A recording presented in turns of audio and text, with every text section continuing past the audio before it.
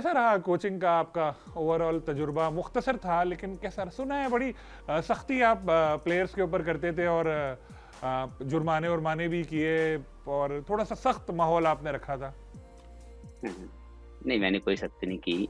Pakistan cricket या कोई भी क्रिकेट जब आप खेलते हैं तो उसके एक स्टैंडर्ड्स होते हैं और उसके डिसिप्लिन होते हैं जो कि आपको फॉलो करने पड़े। मुझे कहा गया, बहुत सी गलत चीजें मेरे साथ मुंसलिक की गई जिसमें बहुत सी चीजें लोगों को खुल के अब सामने भी आ गई, लोगों को पता भी लग गया कि वाकई ये चीजें तो सिर्फ क्योंकि उस वक्त मैं एज ए डायरेक्टर टीम के साथ था, तो मुझे टारगेट करने के लिए टारगेट किलिंग जो थी वो बेसिकली की गई, और मेरे नाम को लेके, मेरे मेरे रोल को लेके वो चीजें जो मेरे साथ मेरा उसका ताल्लुक नहीं था वो भी टैग कर दी गई। जिसमें ये सख्ती वाला मामला भी डाला गया।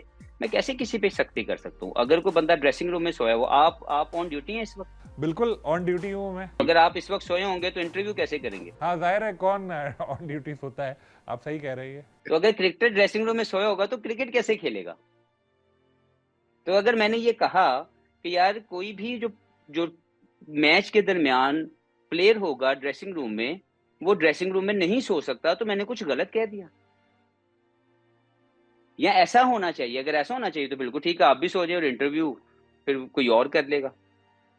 अनफॉर्चुनेट सिनेरियो कि हम वो चीजें जो सही डायरेक्शन में जा रही होती हैं उसके नेगेटिव पार्ट को देख रहे हैं। क्या नेगेटिव पार्ट है कि अगर मैंने ये रोका या मैंने ये एक बात सबको बताने की कोशिश की कि आप ड्यूरिंग द गेम आप ड्रेसिंग रूम में नहीं सो सकते, यू कांट।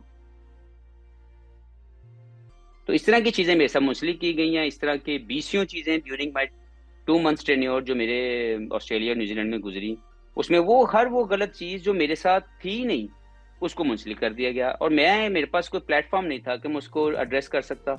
एक ही प्लेटफॉर्म था कि जब मैं वापस आता तो मैं तमाम प्रेस कॉन्फ्रेंस करता, जिसका मैंने पाकिस्तान क्रिकेट बोर्ड को बताया था कि मैं पाकिस्तान आके एड्रेस करना चाहता हूँ पाकिस्तान मीडिया को, ताकि फैंस या पाकिस्तान मीडिया के कुछ अनफॉर्चुनेट काली भेड़े हर जगह पे हैं।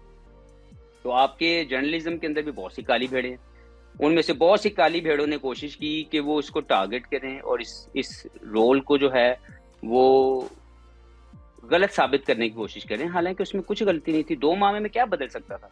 बट आप दोनों टूर के ऊपर अगर आप जाएंगे तो जो ऑस्ट्रेलिया का टूर था उसको भी मैं उसकी रिजल्ट्स का रिस्पॉन्सिबल हूँ, लेकिन उस रिस्पॉन्सिबिलिटी में फिर तो पूरा पाकिस्तान रिस्पॉन्सिबल है। पाकिस्तान के 76 साल 77 साल जितनी भी पाकिस्तान की आज़ादी के बाद कब जाकर ऑस्ट्रेलिया में पाकिस्तान जीत गया? लेकिन मैंने जब हम लोग गए हैं एज ए टीम, हमने पूरी कोशिश की। There were couple of very good situations of the game for the Pakistan team जहाँ पे हम जीत सकते थे, but we miss those chances. तो ये होता है क्रिकेट में, कहीं पे भी आएगा, लेकिन डायरेक्शन, अंडरस्टैंडिंग, प्लानिंग अगर कहीं पे भी कमी थी, I will raise my hand up and I will take all the responsibility. अभी भी तमाम रिजल्ट्स की एज ए टीम डायरेक्टर सबसे पहला रिस्पॉन्सिबल मैं हूँ। मैं उसके लिए हमेशा लोगों को जवाब दे रहूंगा। अगर मेरे से कोई भी राइट वे में सवाल करेगा मैं उसका जवाब दे दूंगा उसको, लेकिन उसके बाद और बहुत सी जिम्मेदारियां लोगों के ऊपर फॉल करती हैं।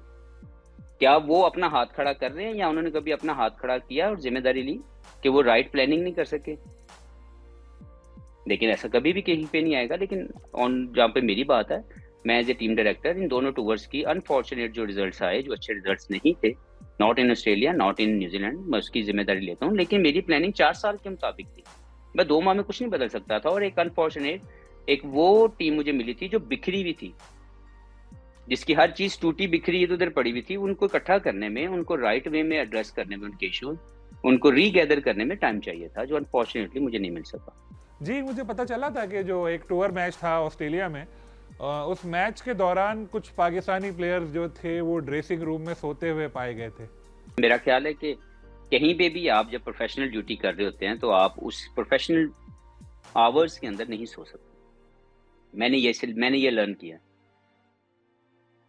आपने भी एज ए गुड जर्नलिस्ट, और इतनी लंबी देर का आपका कैरियर है, आपकी भी यही लर्निंग होगी कि ड्यूरिंग ड्यूटी आवर्स आप नहीं सो सकते। एक बात ये भी आई थी उस दौरे में कि भाई आप दूसरों को ये तालीम दे रहे थे कि जी डिसिप्लिन की पाबंदी करो, ऐसा करो वैसा करो, और खुद एक फ्लाइट मिस कर गए थे आप कॉफी की वजह से। माय गॉड, अब ये पता नहीं कॉफी कहाँ से आ गई। Yes, I miss the flight, इसमें कोई शक नहीं, लेकिन उसकी रीजन मैं नहीं था। उसकी रीजन वहां का कोई एक रूल है, क्योंकि मैं सबसे पहला बंदा था जो टीम बस में आया। मैं सबसे पहला बंदा था जिसने बोर्डिंग कार्ड लिया मेलबर्न से फ्लाइट के लिए। उसके बाद जब मैं वहां गया तो मैं, जब हमारी गेट की तरफ हम जा रहे थे, तो मैं, शान मसूद एंड जो जो भाभी थी उनके साथ पीछे मैं था। उन्होंने उनको जाने दिया, मुझे नहीं जाने दिया, because there a certain rule which was I was totally unaware कि आपको तमाम चीज़ों के 10 मिनट पहले वहां पे पहुंचना पड़ता है, जिसका मुझे नहीं पता था, किसी को भी नहीं पता।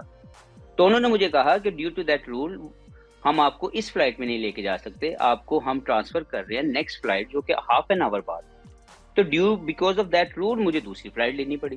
तो there is nothing a breach of a discipline या कोई ऐसा काम जो मैंने गलत कर दिया। अब कॉफी कहाँ से पड़ी, आई डोंट नो वो कहाँ से आई, आई हैव नो आइडिया, लेकिन आई वाज टोटली लाइक, मैं इसकी रिस्पॉन्सिबिलिटी भी लेता हूँ, तो ऐसा नहीं होना चाहिए था। लेकिन that was not because of me, that was something happened by the rule of Australian government, जो भी उनके रूल थे, जिसकी ऑब्वियसली किसी को भी नहीं थी खबर कि ऐसा होता।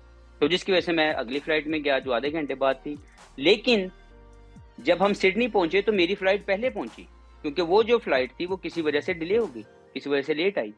तो लेकिन ये बहुत सी चीजें हैं जिसका किसी को पता नहीं है, और उसकी अनफॉर्चुनेट रॉन्ग खबर जो है वो लोगों तक पहुंचाएगी।